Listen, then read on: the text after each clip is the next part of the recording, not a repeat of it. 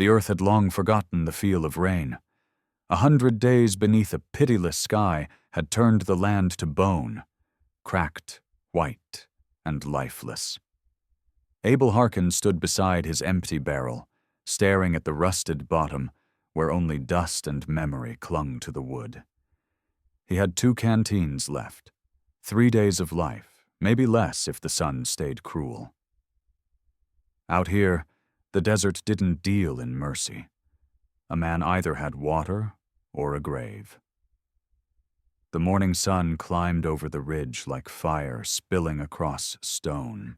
Abel wiped the crust of blood from his lip, tasting copper, then turned toward the fence line. His last 5 cattle lay there, stiff and hollow-eyed. He hadn't buried them. The ground was too hard, and he was too weak. The desert would claim them, same as it would him. Inside the cabin, he lifted 1 canteen. It felt heavy enough to matter, but not heavy enough to last. 3 years ago, his wife, Lila, had died in the back room, and he'd stayed on this ranch because leaving felt like betrayal. Now he wondered if staying had just been a slower way to follow her. He unscrewed the lid and took 3 careful sips. Warm, metallic, but life all the same. Then he sealed it again, setting it down as if it were sacred. Because out here, water was the only religion that counted. When he stepped outside, his boots cracked the earth like glass. The sky above stretched endless and merciless, blue fading to white at the horizon. He'd lived here 42 years, raised cattle, planted fields, built a home from sweat and stubbornness. Now he watched it die, piece by piece, while he measured his life in ounces. The wind brought nothing but dust. No birds, no insects, no sound of grass. Even the world had gone silent. Abel leaned on a fence post, dry as bone, and stared toward the horizon where land and sky blurred together. He thought about letters he'd never sent to Caleb, his brother back east, about grandchildren he'd never meet, and about the fact that when he finally died, it might take weeks for anyone to notice. Then something moved near the southern fence, a flicker low to the ground. Abel narrowed his eyes against the glare. Something was lying out there, half hidden by the shadow of a stubborn desert bush. He grabbed the other canteen and started walking, each step costing more than he could afford. 50 yards out, he stopped. His heart hitched. It wasn't livestock. It was a girl. She couldn't have been more than 12, small and still as stone. Long black hair fanned out around her head like a dark halo on pale earth. The moment he saw her clothes, buckskin torn and dust-caked, he knew. Apache. Abel dropped to his knees beside her, his joints screaming. Her skin was the color of copper left in the sun, lips split and bleeding, her breath faint and ragged. He pressed 2 fingers to her neck. There, a pulse. Weak, but alive. Barely. Dust and grit clung to her like a second skin. Her hands were torn, her nails broken down to nothing. She must have crawled until she couldn't crawl anymore. Probably lost her people in one of the dust storms that had been tearing through the territory for weeks. Abel looked from the girl to his cabin, then to the canteen. The math of survival cut clean and cruel. 2 canteens meant 72 hours for one man. The girl needed water now, or she wouldn't see the next sunset. If he gave her one, he'd cut his own life in half. Lila's voice came back to him, soft and certain. Something she'd said years ago when he'd refused to feed a starving drifter.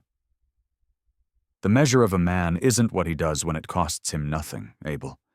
It's what he does when it costs him everything. He'd called her naive back then. Out here, kindness got you killed. But now, looking at this dying child, he knew there were worse ways to die than by mercy. He uncapped the first canteen, the one he'd already drunk from, and tipped it toward her mouth. Her lips were too dry to part, so he used his thumb, gently, like he'd once done for a calf too weak to drink. When the first drops touched her tongue, her eyes shot open, dark, wild, and frightened.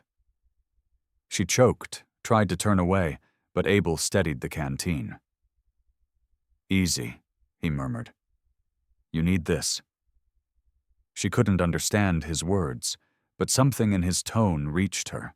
The fight in her eased, and she drank, slow and careful, not desperate, just steady, like someone who already knew what real thirst felt like.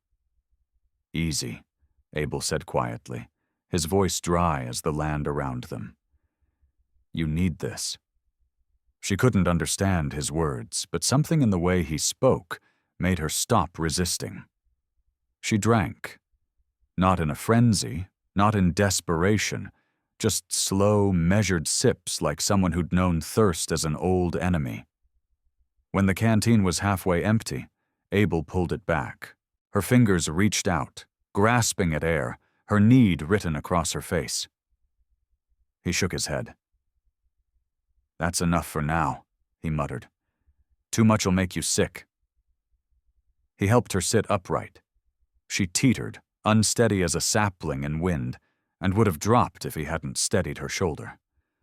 Her eyes bounced between the canteen and his face, full of calculation and something else, raw instinct trying to survive. She made an effort to stand. Her legs buckled. Abel caught her before she crumpled again. She weighed next to nothing, skin, bone, and grit. He glanced at the sun now blazing high, then at the canteen half drained in his hand. She needed shelter. She needed more water. She needed a level of care he wasn't sure he had left in him. And truth was, half a canteen wouldn't save her.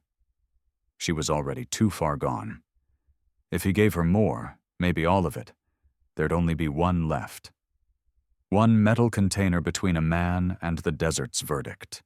Her fingers found his wrist, fragile and trembling, and clung to it. Her eyes met his, not hopeful, not begging, just waiting. She'd already accepted the end.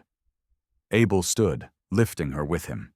She leaned against him, a feather's weight. Each step back to the cabin felt like it stole a year from his bones. The canteen swung in his other hand, half full of what was supposed to keep him alive. He didn't let himself think about what might happen when she could walk again. He didn't think about who might come looking for her. All that mattered now was the shaded floorboards and that second canteen waiting on the table. Inside, he eased her down along the wall, where the shadows were deepest. She slumped there, her chest still rising and falling too fast. Abel placed the half-empty canteen beside the full one and stared at them both like they were a jury, waiting to decide his fate. The girl made a sound, barely a whisper. When he turned, her hand trembled as it pointed at the canteens. The meaning was plain. More. He picked up the first canteen and held it out. She drank what was left with steady pulls, then looked up at him again. Still thirsty, still too close to the edge. He knew that look. He'd seen cattle with it, seen men crawl out of the scrub with tongues like leather. She had maybe a few more hours in her if nothing changed. But change meant the second canteen. That was the one he hadn't touched. That was the end of his own lifeline. He'd been careful, counting drops, hoarding ounces. That last canteen was all he had between now and a grave under the sun. He thought of Lila, of the rocks he'd laid by hand over her resting place when the creek still ran. He remembered sitting out there, asking the dirt whether he'd die clawing for one more breath or just lay down when it was time. Now he knew. Abel reached for the full canteen, twisted off the cap, and knelt beside the girl. Her eyes widened. She shook her head, tried to stop him. She understood. Somehow, through instinct or spirit, She knew what this meant, that he was giving her his life. "Drink," he said, and held the water to her lips. This time she didn't fight. She drank, not with panic, but with quiet tears that slid down her cheeks and mixed with the water. When her breath evened out and some warmth returned to her face, Abel stopped. He sealed the canteen and set it aside. A quarter left, maybe enough for one more day. If he didn't move, if the heat didn't rise. The girl's fingers found his again, wrapping around his hand like a tether. Her eyes weren't pleading anymore. They held something deeper, something closer to reverence. She wore a necklace, small, rough, made of beads and animal bone. With slow fingers, she slipped it off and pressed it into his palm, folding his fingers around it. He tried to hand it back. She wouldn't take it. She held his hand closed and nodded once. Whatever it meant to her, it meant everything. They stayed like that as the day wore on. The worst of the heat passed. Her breathing evened. Her eyes lost their haze. She wasn't safe yet, but she would live. When the sun began to dip and the air cooled just enough to breathe again, she stood, wobbling but steady. Her legs held this time, and Abel watched her, still kneeling, the necklace in his fist and the last canteen of water beside him, knowing he'd given everything he had, and hoping it was enough. She looked up at Abel, then toward the door, then back at him again.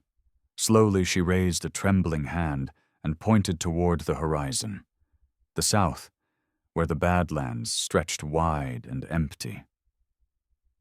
"Your people," Abel whispered, knowing full well she didn't speak his tongue, but needing to say it aloud. "You need to find them."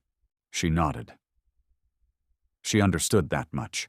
She took one step toward the doorway, then paused. Turning back, she placed her hand over her heart and pointed at him. Abel didn't need a translator. That gesture was older than words. Then she stepped into the dry heat of the evening. He stood in the doorway, watching her cross the brittle ground, stronger now but still wavering, a silhouette slipping toward the southern ridge. He didn't move until she vanished over the rise, swallowed by the same land that had nearly killed her. When she was gone, he turned back inside. The quarter canteen still sat on the table, catching the last thread of moonlight through the dusty window. He'd saved her life, and sealed his own fate. The math wasn't complicated. One canteen, one man, maybe one day. Abel eased himself down into the old wooden chair he'd built 30 years ago and stared at the canteen like it held all the world's answers. He took 3 small sips through the evening. Each one felt like stealing time from a clock that had already run out. His hands trembled when he lifted it, not from fear, but from something deeper. The body knows when it's shutting down. He'd seen that tremble in dying animals, when the flesh accepts what the mind still denies. He wasn't dying tomorrow. He was already dying. The cells inside him were crying out for water that wasn't coming. He thought about writing to Caleb, but his fingers cramped too badly to grip a pen. Thought about walking out to Lila's grave, but doubted he had the strength to make it there, let alone back. So he sat. In that old chair, watching the flicker of shadows crawl across the walls he'd raised with his own hands. The necklace the girl, Nita, had given him lay next to the canteen. Bits of bone and bright beads strung on horsehair. He picked it up, turned it in his palm, tried to guess what it meant. A vow? A debt? Or just the only thing she had left? It didn't matter. She was gone, hopefully alive. That was all that mattered now. It had to be. The night turned cold. A mercy in its own way. Heat killed faster. Abel wrapped himself in a blanket that smelled of wood smoke and dust and age. He closed his eyes. Sleep didn't come easy. His body fought it, clinging hard. He drifted in and out, never fully asleep, never truly awake. Dreams bled into memories, and memories into hallucinations born from thirst. He saw Lila laughing in the kitchen, saw the ranch green and full of life again, cattle grazing on hills thick with grass, water bubbling in the creek that had long since turned to dust. Then the dreams turned sour. Empty barrels, dead cattle, the land breaking apart beneath him. He forced his eyes open. The cabin was still there.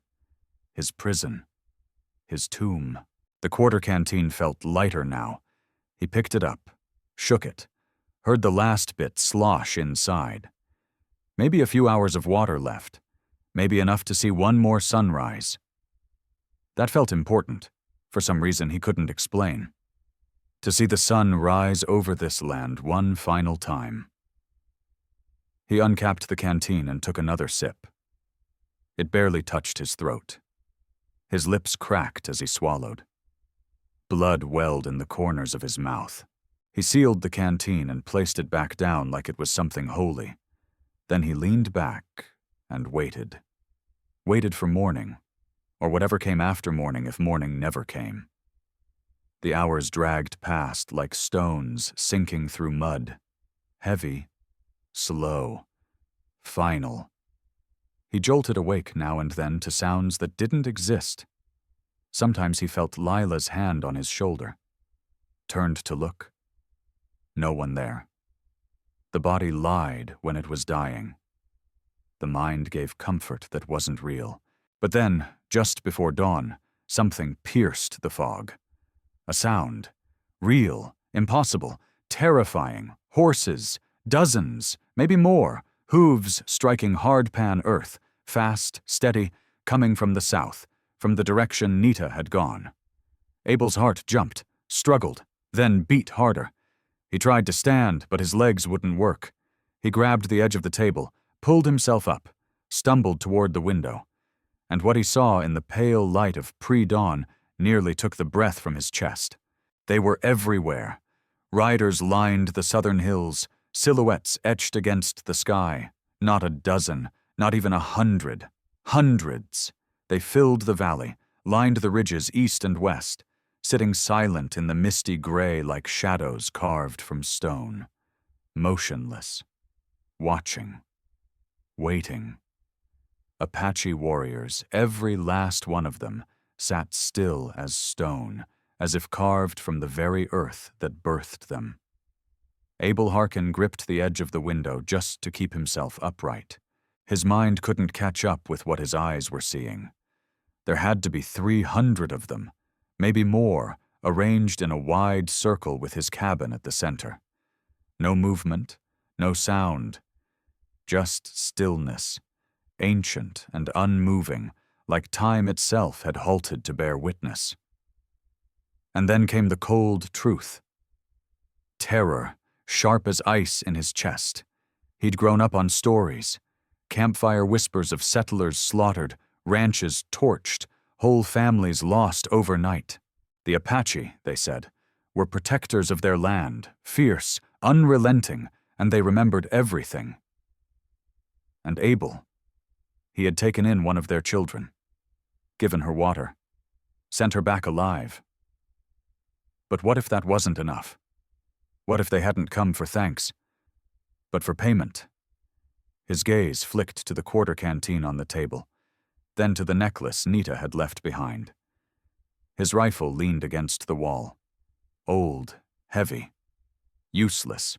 Even if he could lift it, even if he fired, what was one bullet against 300 warriors? He was going to die, either by thirst or by something faster.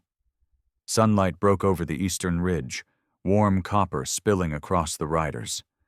Abel saw their faces then, some young and lean, others older, marked by years under the same sun that now kissed their shoulders. They wore traditional buckskin, feathers, beads. Every man carried weapons. Every man sat his horse like he'd been born in the saddle. Not one looked hostile, not one looked friendly. They simply existed, like the wind, like stone, like a storm waiting to choose its path. Abel tore himself from the window. If they'd come to kill him, staying inside wouldn't stop it. If they wanted justice, answers, or vengeance, cowering wouldn't buy him a thing. He picked up Nita's necklace, looped it around his neck, tucked it beneath his shirt like a shield, or a confession. His legs buckled under him as he staggered to the door. Every step bled energy he didn't have. But he moved anyway. He opened the door and stepped out into the light, swaying like a reed in the wind. Hundreds of eyes locked onto him, silent and watchful, measuring him against some unknown scale. No words, no shifting, no sounds of reins or saddles or leather. Just silence, so complete it pressed against the lungs. Abel made it 3 steps from the porch before his knees gave out. He hit the dirt, not hard, but enough. Too weak to stand, too proud to lie flat. He raised his head and looked across the space between him and the nearest rider. Maybe 30 yards. A single man broke ranks, older than the rest, streaks of gray in his dark hair. He nudged his horse forward, slow and deliberate. His face was sun-worn, deep-lined, marked with survival. His eyes, black as shadow, held something unreadable. When the horse was close enough for Abel to hear its breath, the man stopped. He looked past Abel to the dead land behind him, the dried barrels, the cabin, then back to Abel. Something shifted in the man's gaze, recognition maybe, or a judgment reaching its final form. He dismounted in one clean movement, fluid as water. He stood tall, broad-shouldered, a quiet authority hanging on him like armor. He reached into a pouch at his waist and pulled something out. A small piece of beaded necklace, same as the one Abel wore, same colors, same design. He held it up, then pointed to Abel, to the necklace tucked under his shirt, and nodded once. He knew. The girl had made it back. She'd told them. And this man, Sani, her father no doubt, knew exactly what Abel had done. The Apache leader knelt down in the dirt, eye to eye. Up close, Abel saw the truth of him, scars old as the land, lines from wind and war, but eyes sharp and thinking. This wasn't a man led by rage. This was someone who weighed every consequence, every ripple in still water. The man reached slowly. Abel didn't flinch. His fingers touched the necklace, pulled it from under Abel's shirt, and studied it, each bead, each bone, then held it beside his own piece. His thumb traced the patterns, not hurried, like it meant something sacred. And then, without a word, he smiled. Not a grin, not teeth, just a small shift of the mouth that carried more power than any language. He pressed a hand to his chest, then gestured to Abel, then pointed south, toward where Nita had disappeared the night before. She'd made it home. She was safe. And this man knew who had saved her. 2 more riders dismounted behind him. They carried something slung between them, a heavy water skin, still dripping, fresh and cold as if pulled from a spring that morning. They set the water skin down in front of Abel like it was something sacred. Sani, the Apache leader, opened it and tilted it gently toward Abel's face. From inside came the scent of fresh, clean water, cool and ancient, like stone and earth, and the memory of rain this land hadn't known in 100 days. Abel's hand trembled as he reached for it. Sani guided it to his lips. And the moment the first drop hit his tongue, Abel's body jolted like it had been struck by lightning. He drank slow, fighting every instinct to gulp it down. Too fast and it would kill him. The water tasted pure, clean in a way he'd nearly forgotten. It tasted like life. When his throat finally stopped feeling like sandpaper, Sani pulled the skin back and sealed it. Then he spoke, words in his own tongue, strong and deliberate like a declaration. All around the valley, the Apache riders answered in unison, a single word echoing like thunder off stone. Sani stood, gestured toward the hills, then made a wide sweep of his arm. It took in everything: the land, the cabin, the broken barrels, the parched earth. Then he pointed to the ground near the house and mimed digging. Abel blinked, confused. Dig? Here. But Sani wasn't done. He barked something sharp in his language, and then the valley moved. Riders began dismounting, not a handful, all of them. 300 warriors swung down in perfect motion, a wave of purpose washing over the land. From their saddlebags came tools, primitive, handmade, yet crafted with care. Wood, stone, bone, implements born of need and survival. They didn't wait for orders. They didn't speak. They simply divided. Some cleared brush and stones. Others formed relay lines, passing supplies. A group moved to a spot 20 yards from the cabin and began to dig. Sani knelt beside Abel again. In the dust, he drew a circle with his finger, then vertical lines plunging downward. He pointed at the drawing, then toward the gathering crowd, then mimed digging once more. And finally, Abel understood. They weren't here to take. They were here to give something back. Water for water. Life for life. Sani must have seen the flicker of realization in Abel's face because he nodded once, slowly. He spoke again, his tone full of gravity. Abel didn't understand the words, but the meaning came through just the same. This was about honor, about a debt repaid, not in blood, but in balance. A balance that went beyond borders, tongues, or skin, a kind of justice older than any law. Sani rose and joined his people. And in minutes, the dry, cursed land around Abel's cabin became alive with movement and rhythm. They dug in shifts, rotating without pause. The sound of shovels on hardened earth was steady, almost like music.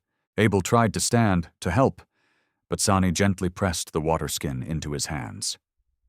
Drink, rest, watch. That was the message. The hole widened as the sun climbed, the diggers moving like they'd done this 100 times. They worked in a wide circle at first, then straight down.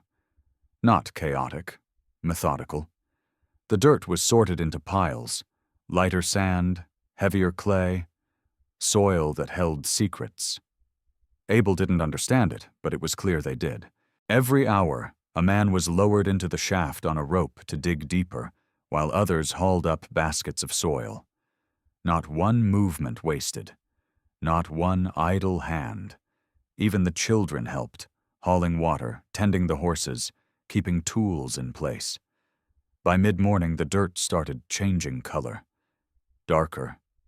Denser. Abel's eyes widened. They were getting close. They were digging where the sun couldn't reach. Where water, if it still lived here, might be hiding. Sani returned with dried meat and another offering of water. Abel accepted both. His body soaked in the nourishment like parched land in spring. As Abel chewed slowly, Sani pointed at the dig site and spoke again, voice like a teacher this time. A younger Apache approached, Tosa by his guess, and spoke in slow, broken English. Grandfather says, Earth remembers water. Deep, very deep. He paused, pointed east and west. Your people dig wide, we dig down. And with that, everything clicked for Abel. He'd spent decades chasing dry creek beds, hunting springs that had turned to ash. But the Apache. They dug beneath the drought, past the ruin, down into aquifers that had fed this land long before the storms and would keep feeding it long after. Tosa continued. Grandfather says, daughter told us. And Abel knew, without another word, that everything happening here was because Nita had lived, had returned, and now her people had come to answer that gift with one of their own. Old man gave last water, the young Apache said. Last water is sacred. Sacred water requires sacred answer.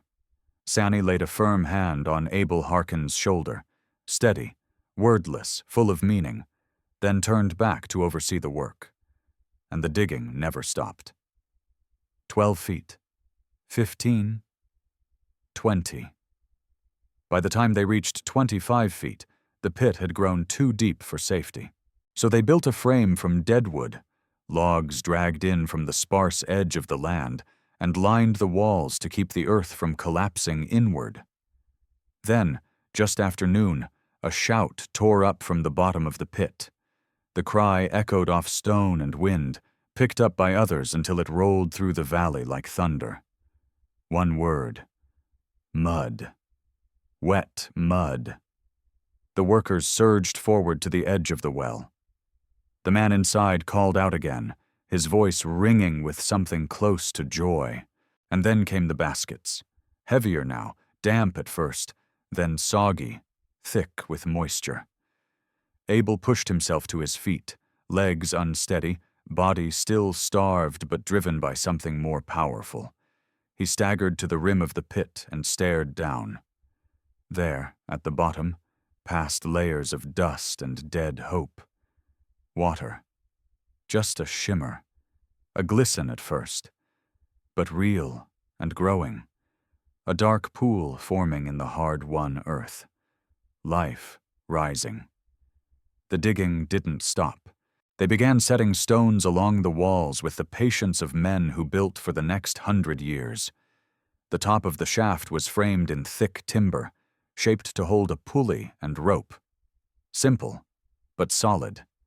By late afternoon, the well held nearly 2 feet of water. By sundown, it had doubled. Still rising. An aquifer, deep and old, was feeding it slow and steady. Enough to last a lifetime if respected. They had done the impossible, with bare hands, with knowledge, with unity. They had built Abel a well, not a hole, not a favor, a gift, a monument. As the sky burned gold and crimson, Sani stepped to the rim, lowered the first bucket and drew it up full, water clear as glass, cold as forgiveness. He offered it to Abel, who drank like a man reborn. The water tasted of stone, memory, and something that felt like mercy. When he could drink no more, he leaned back, resting against the wooden frame as tears carved tracks through the dirt on his cheeks. Sani watched quietly. Then he called to his people in Apache, his voice low but commanding. They began packing, tools, horses, saddlebags. But before the riders mounted, a small group stepped forward, each carrying bundles wrapped in tanned leather. The young warrior returned, Tosa, still calm, still translating. Grandfather says, gifts, to care for the well, for understanding what was given. Abel knelt and opened the bundles with aching hands. Inside, strong rope, finer than his own. A new bucket, stone tools for cleaning the well. Seed pouches, grains, vegetables hardy enough for this land. They hadn't just saved him. They had given him a future. Then she came. Nita stepped from the crowd, no longer sickly or slow. Her face was sun-warmed, her eyes bright, her steps sure. She ran to Abel and wrapped her arms around his neck. He held her back, stunned by her strength, the tiny tremble in her arms as she clung to him. Then her father appeared. Sani stood beside them, placing a hand on his daughter's head, then one on Abel's shoulder. He spoke in Apache. His voice didn't need translation, but Tosa gave it anyway. Grandfather says, "You gave water when you had none to give. You chose her life over your own. That is the greatest gift one soul can give another." He looked toward the well, toward the full buckets waiting. "We return the gift the only way that honors what you did, with water that will not run dry, with life that lasts after we are gone." Sani reached into his shirt, pulled something small from a pouch, a beaded token, a new one, a different pattern than the one before. He pressed it into Abel's palm, then closed Abel's hand around it. "Grandfather says, you are family now. This land is protected. If you need help, send word." Then Sani turned. He mounted his horse, lifting Nita up before him. She settled easily, like she'd done it 1,000 times. And then, just like that, the Apache began to ride, into the fading sun, into the red-gold silence, leaving behind a well that would never run dry, and a man who would never forget what they'd given him. She waved at Abel Harkin, her little hand bright against the sky, her smile wide enough to outshine the sun. Then she turned and leaned into her father's chest as he guided the horse forward. The Apache riders mounted in the same silent grace with which they had arrived, 300 strong, forming lines that stretched across the land like a living braid of leather and dust. And when Sani raised his hand, they began to ride. Not fast, not slow, but steady, purposeful. They moved south toward the lands they called home, the land that had shaped their ways long before fences divided the earth. Abel stood alone beside the well they had dug, a well that hadn't existed yesterday, a well that now held life, clear, cold, sacred. 300 riders had crossed miles of desert, not to collect a debt, but to return a kindness. 300 hands had worked under a punishing sun to save a man most had never met, all because he'd given the last of his water to a little girl. When the last rider vanished beyond the southern ridge, Abel turned to the well and lowered the bucket again. Drew it up, walked it over to a patch of cracked earth where Lila's garden once bloomed. He poured, watched the ground darken and drink. Then he went back for more, and more, and more. By nightfall, he'd watered the whole plot. By morning, every barrel and basin on the ranch was filled. By the end of the week, the hard ground around the cabin began to soften. Shoots came first, tiny, trembling green tips, breaking through the soil like whispers, then vines, then roots, then life. The land healed, not all at once, not with fanfare, but with slow, quiet stubbornness. Just like Abel himself. He worked that ranch through summer and into fall. Rain returned months later, but the well never slowed. The aquifer ran deep, true and faithful, untouched by surface storms or sun. He rebuilt his fences, repaired the lean-to, bred cattle again, and each morning he touched the stone rim of that well like it was something holy. Years passed. Travelers came and went, drifters, cowhands, settlers, the lost and the hopeful. Some asked for food, most just needed water, and Abel never turned one away. He filled their canteens, let them rest, sent them on their way with enough to reach the next ridge. When someone finally asked him why he was so generous in a land that taught men to hoard, he'd rest a calloused hand on the old necklace still hanging around his neck. Beaded, weathered, Apache made. And he'd answer soft, "Water given freely comes back 100-fold. Kindness ripples. One good deed can echo down through generations." He never said much more, didn't need to, because the well still flows, the garden still grows. And Abel Harkin, the rancher who once gave his last drop to a child who couldn't ask, never went thirsty again.